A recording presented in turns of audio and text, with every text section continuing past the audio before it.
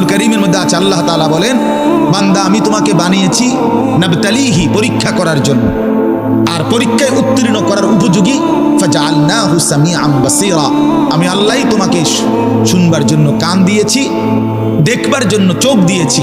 তাফসীরের মধ্যে লিখছে, অর্থ হইল আমাকে মানবার পুরা যোগ্যতা সম্পন্ন শরীর দিয়েছি।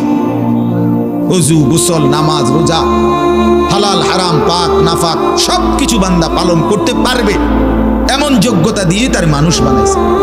মানুষ হইবার পরে, মুসলমান হওয়ার পরে কেউ যদি বলে আল্লাহর এই হুকুম পালন করা আমার পক্ষে সম্ভব না, তাহলে এটা হইতে পারে তুমি ছাগল, মানুষ না। তুমি গরু ছাগল ছাড়া আর কিছু না, তুমি মূলত হাইওয়ান। ইনসান হইলে পারতা, তুমি যদি মানুষ হইতা তো ঠিকই পারতা, তুমি যদি মানুষ হইতা তো পারতা। মূলত তুমি নিজের মানুষ এই পরিচয় ভুলে গেছো।